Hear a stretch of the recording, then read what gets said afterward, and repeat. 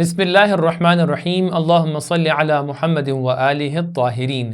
چلو کتاب پڑھیں کیمپین کی سیریز لائیو بک ریڈنگ میں آپ کو ویلکم کرتے ہیں، اور آج انشاءاللہ اس سیریز کا 18واں سیشن ہے جس میں ہم لوگ انشاءاللہ تعالی قرآن مجید کے 18ویں پارے کو آپ کے سامنے بیان کریں گے اور دیکھتے ہیں کہ اس میں کون کون سے تفسیری نکات ہمارا انتظار کر رہے ہیں۔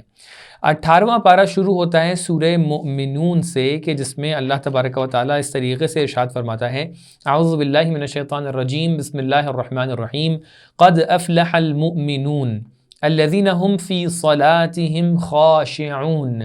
جیسے کہ آپ لوگ جانتے ہیں کہ سورہ مؤمنون ایک ایسا سورہ ہے کہ جس کے اندر مؤمنین کی صفات کو آپ کے لیے بیان کیا گیا ہے، لہٰذا اس پارے کا جو مضمون ہے وہ یہیں سے اس کی گفتگو شروع ہوتی ہے، اور سورہ مؤمنون کے اندر متعدد ایسی صفات کو بیان کیا جاتا ہے کہ جس سے ایک انسان اپنے آپ کو حقیقی مؤمن بنا سکتا ہے۔ اگر ہم یہ نہیں جانتے ہیں کہ ہم حقیقی معنی میں مؤمن ہیں یا نہیں ہیں، یا کس ایسپیکٹ سے ہمارے اندر کوئی پرابلم آ رہی ہے، تو وہ چیزیں، وہ ملاقات یا وہ جتنے بھی کرائیٹیریا ہیں کہ جس کے اکارڈنگ ہم یہ طے کر سکتے ہیں، یہ معلوم کر سکتے ہیں کہ ہم کس حد تک کے کتنے پرسنٹ ہم مؤمن ہیں، وہ ہمیں اس سورہ سے بھی ایک حد تک کے معلوم چل سکتے ہیں۔ اور اس سورہ کے علاوہ بہت سی روایات کے اندر بھی مؤمنین کی صفات کو بیان کیا گیا ہے، جیسا کہ آپ کو پتہ ہے وہ امام عسکری علیہ السلام کی ایک مشہور و معروف روایت کی جس کے اندر آپ ارشاد فرماتے ہیں کہ مؤمنین کی صفات میں سے 5 چیزیں ہیں جس میں آپ زیارت اربعین کو گناتے ہیں ایٹسٹرا۔ تو لہٰذا یہاں پر بہت ساری صفات ایسی موجود ہیں جس سے آپ مؤمن واقعی کو معلوم کر سکتے ہیں، کہ جس میں سے ایک اہم صفت جو سامنے نظر آتی ہے وہ خشوع کی صفت ہے۔ اللہ تعالیٰ کے سامنے اپنے جسم اور اپنی روح کو ایک متواضع اور منکسر المزاج انداز میں پیش کرنا، یہ کہلاتا ہے خشوع۔ اللہ تعالیٰ اس طریقے سے ارشاد فرما رہا ہے کہ مؤمنین وہ لوگ ہوتے ہیں کہ جن کے اندر خشوع پایا جاتا ہے، الذین هم فی صلاتهم خاشعون، کہ وہ لوگ اپنی نمازوں میں خاشع ہوتے ہیں، ان کے اندر خشوع پایا جاتا ہے۔ تو اگر کوئی انسان اپنی نماز میں اتنا متواضع نہ ہو، اتنا منکسر نہ ہو کہ جب وہ اپنے پروردگار اور اللہ تعالیٰ کے سامنے آئے تو وہاں پر بھی اپنا گھمنڈ دکھائے، تکبر دکھائے، اپنے آپ کو بڑا محسوس کرے، تو اس کا مطلب یہ ہے کہ وہ مؤمن نہیں ہے، کیونکہ اس کی نماز کے اندر خشوع نہیں پایا جاتا ہے۔ حدیث میں اس طریقے سے ہم دیکھتے ہیں کہ پیغمبر کے سامنے ایک فرد تھا کہ جو نماز پڑھنے میں اپنی داڑھی کے ساتھ کھیل رہا تھا، تو پیغمبر نے ارشاد فرمایا کہ یہ فرد اگر اپنے دل میں، اپنی روح کے اندر خاشع ہوتا اور اس کے اندر خشوع پایا جاتا ہوتا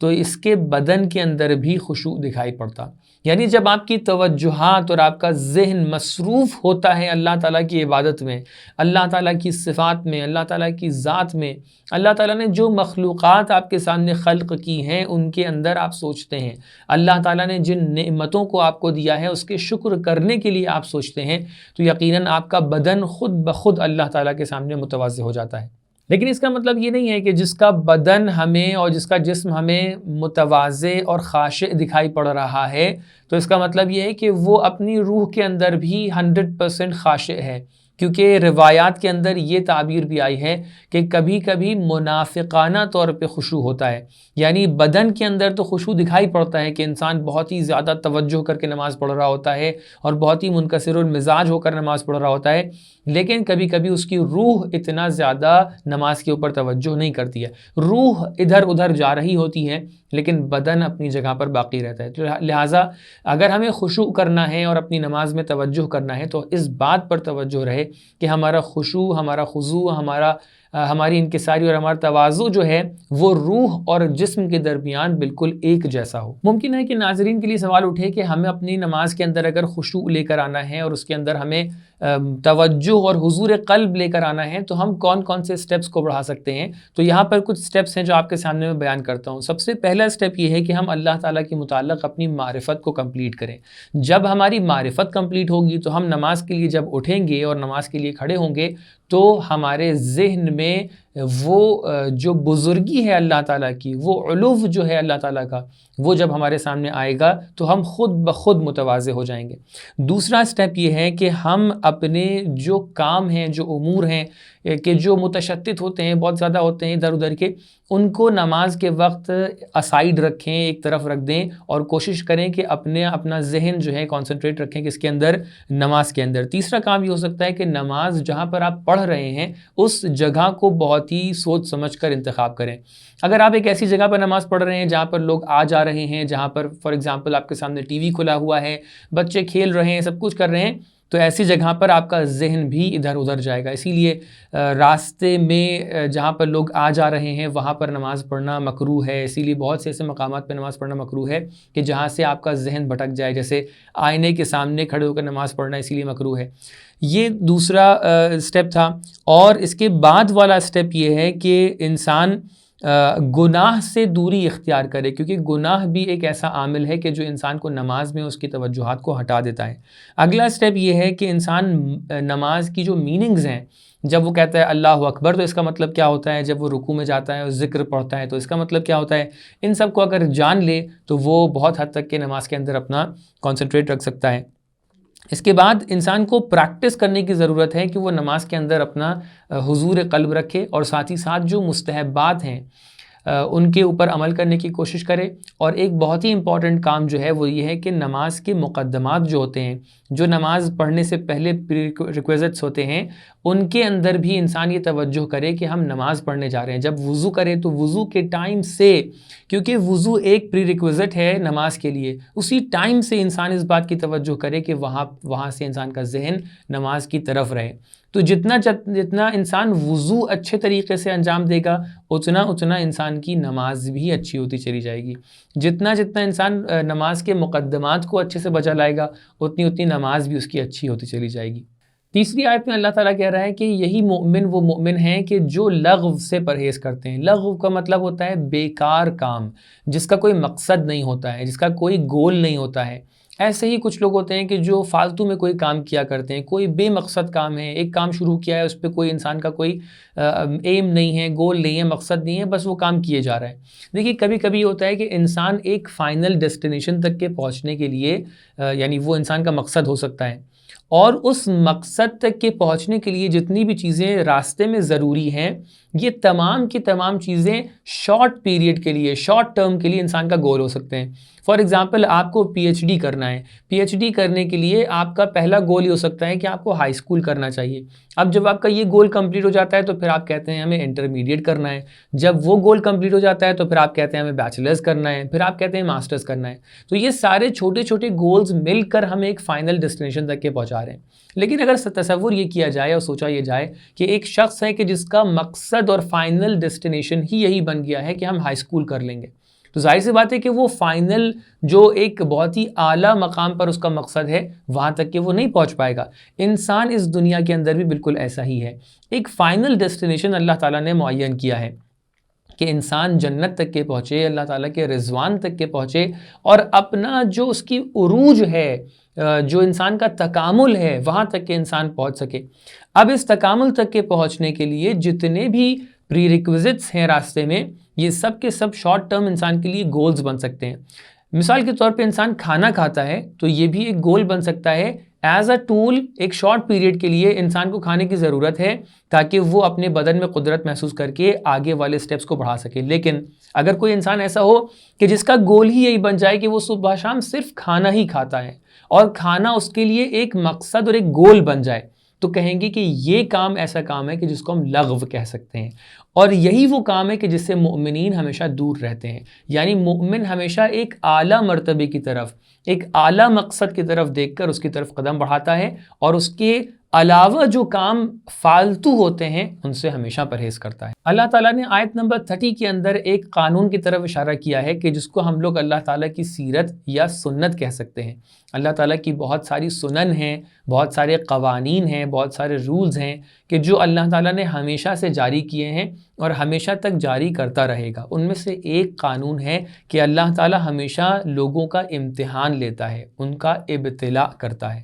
آیت نمبر 30 کے اندر اللہ تعالیٰ اسی قانون کی طرف اشارہ کرتا ہے اور ارشاد فرماتا ہے کہ وَإِن كُنَّا لَمُبْتَلِينَ، کہ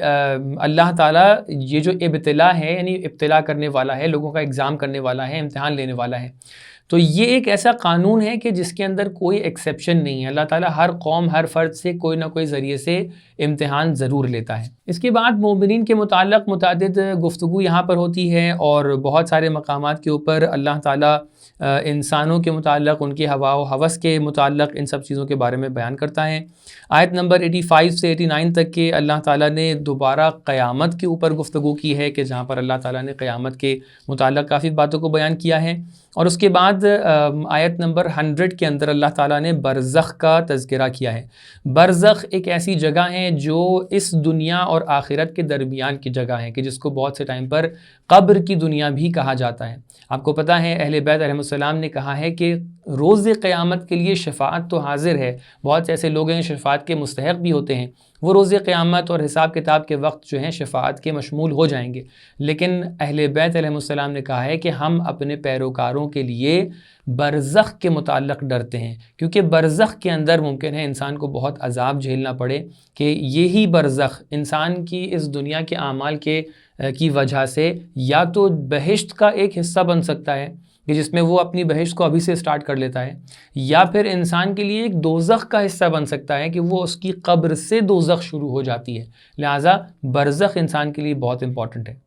آیت نمبر 115 میں اللہ تعالیٰ اس طریقے سے ارشاد فرما رہا ہے کہ ہم نے انسان کو عبث اور فالتو خلق نہیں کیا ہے۔ یہاں سے یہ بات واضح ہے کہ اللہ تعالیٰ کا کوئی بھی عمل فالتو اور بغیر حکمت کے، بغیر مقصد کے نہیں ہوتا ہے۔ اگر انسان بھی اللہ تعالیٰ کا صحیح معنی میں مظہر بننا چاہے اور اللہ تعالیٰ کے راستے پر چلنا چاہے تو اس کے لیے بھی ضروری ہے کہ وہ اپنی زندگی میں کوئی بھی کام بغیر مقصد کے نہ کرے۔ اس کے بعد سورہ نور شروع ہوتا ہے کہ جس کے اندر آپ جانتے ہیں بہت سارے احکام کے جو بہت ہی اہم احکام ہیں وہ یہاں پر بیان کیے گئے ہیں، جیسے وہ لوگ کہ جن سے بہت ہی قبیح عمل کہ جس کو ہم لوگ زنا کا نام دیتے ہیں وہ سرزد ہو جائے تو ان کے متعلق جو احکام ہیں وہ یہاں پر بیان کیے گئے ہیں، اور اللہ تعالیٰ نے بہت ہی اسٹرکٹلی کہا ہے کہ یہ لوگ کیونکہ سماج اور سوسائٹی کی جو ہیلتھ ہے، جو اسپریچول ہیلتھ ہے، اس کو آ کر خراب کرتے ہیں، لہٰذا ان کے ساتھ اسٹرکٹنس بہت زیادہ برتنا چاہیے، اور جب ان کو سزا دی جائے تو کچھ لوگ ان کی سزا کو دیکھیں تاکہ ان کے لیے عبرت محسوس ہو، تاکہ ان کے جیسا کوئی دوسرا کام نہ کر سکے، اور ساتھ ہی ساتھ بہت سارے دوسرے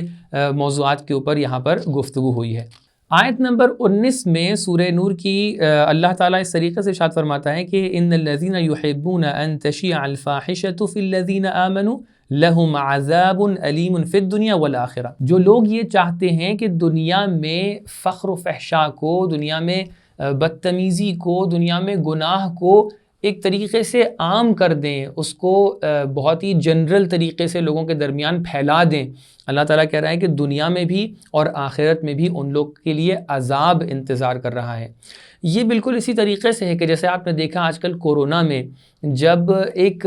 سوسائٹی کے اندر جب ہیلتھ کے لیے کوئی تھریٹ بن جاتا ہے تو ہم لوگ فوراً یہ کہتے ہیں کہ اس شخص کو کوارنٹائن کر دیا جائے، اس شخص کو ایک اسپیشل ٹریٹمنٹ دیا جائے۔ یہ لوگ کہ جو چاہتے ہیں کہ سوسائٹی کے اندر گناہ عام ہو جائے، یہ لوگ بھی انہی لوگوں کے جیسے ہیں، ان کے ساتھ بھی اسپیشل ٹریٹمنٹ ہونا چاہیے، اور ان لوگ کو بھی سوسائٹی کے لیے ایک تھریٹ محسوس کرنا چاہیے تاکہ ہم ان کو سمجھا سکیں اور ان لوگ کو صحیح راستے پر لا سکیں۔ اللہ تعالیٰ نے بھی یہاں پر ایک بہت ہی سخت لہجے میں یہ بیان کیا ہے کہ جو لوگ اس طریقے کے کام کر رہے ہیں اور سوسائٹی میں اسپریچول وائرس کو پھیلا رہے ہیں، ان کے لیے اللہ تعالیٰ نے بہت ہی شدید عذاب مہیا کر رکھا ہے۔ آیت نمبر 30 میں اور 31 میں سورہ نور کی اس طریقے سے بات بیان ہو رہی ہے کہ مؤمنین اور مؤمنات کے اوپر حجاب کرنا واجب ہے۔ بہت غور کرنے کی بات ہے کہ آیت نمبر 30 کے اندر پہلے مردوں سے یہ کہا جا رہا ہے کہ آپ اپنی آنکھوں کا پردہ کریں اور اپنی آنکھوں کو جھکا کر چلیں، اور آپ اپنی آنکھوں کو اور اپنے آپ کو اس لحاظ سے محفوظ رکھیں، اور جب مردوں کو یہ حکم دیا جا رہا ہے اس کے بعد آ کر خواتین سے یہ حکم دیا جا رہا ہے کہ آپ بھی اپنی آنکھوں کو جھکا کر رکھیں اور آپ بھی حجاب کریں، پردہ کریں،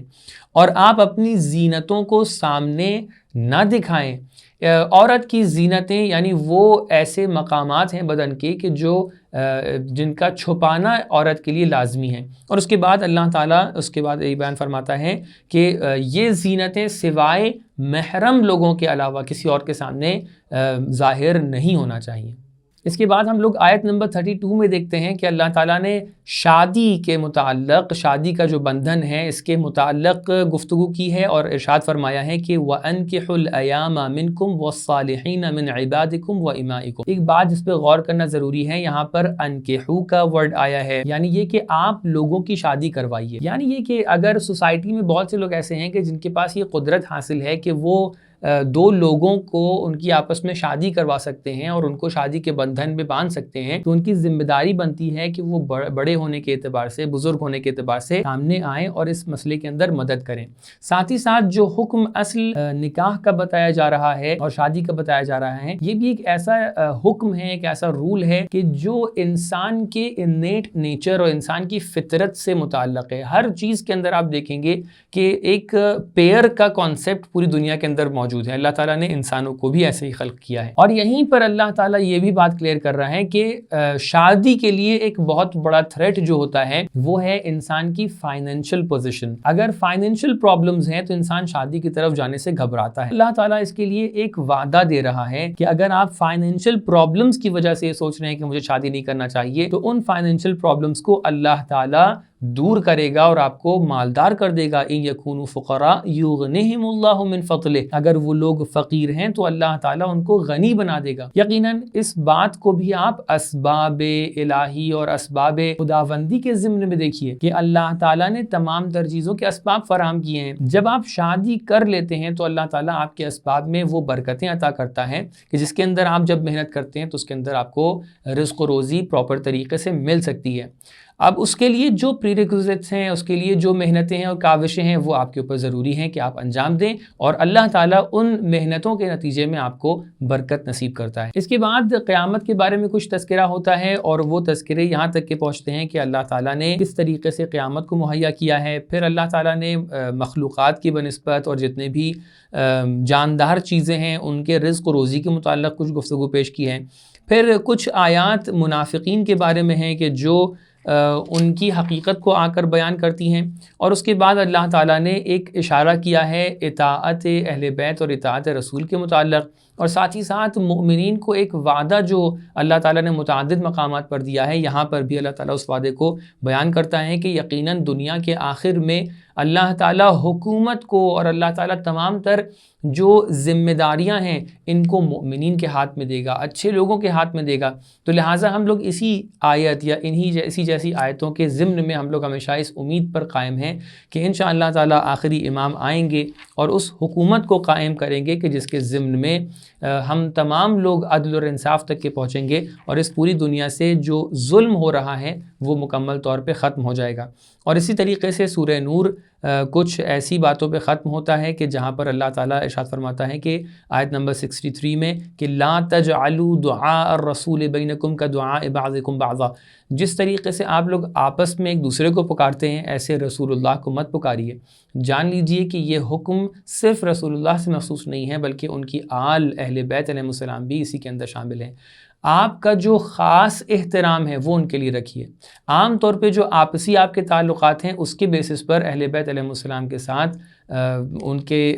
حرم میں جاتے وقت، ان کے متعلق گفتگو کرتے وقت ان سب باتوں کو الگ رکھیے، بلکہ ان کے لیے اہل بیت علیہ السلام کے لیے ایک خاص احترام ہمیشہ مد نظر رکھیے. اور اس کے بعد سورہ فرقان شروع ہو جاتا ہے کہ جس کے اندر اللہ تعالیٰ متعدد موضوعات کے اوپر جیسے جو عذاب ہیں متعلق اللہ تعالیٰ کے، اور قیامت کے دن حساب و کتاب کیسے ہونا ہے، دوزخ کے اندر کس طریقے کا ماحول ہے، اس کے اوپر گفتگو ہوتی ہے. اور یہ سورہ کہ جس کا نام فرقان رکھا گیا ہے وہ اس لیے رکھا گیا ہے کہ یہ حق اور باطل کے درمیان یہ آیتیں فرق ڈال دیتی ہیں اور ہمارے لیے حق کو واضح کر دیتی ہیں. یہاں پر آخری موضوعات کے اندر اللہ تعالیٰ اشارہ کرتا ہے اس بات پر کہ یہ تہمت کہ جو پیغمبر پہ لگائی گئی ہے کہ انہوں نے قرآن کو دوسروں سے سیکھا ہے، اس کے جواب کو دیتا ہے. اور اس کے بعد یہیں پر پارہ نمبر 18 ختم ہو جاتا ہے. امید ہے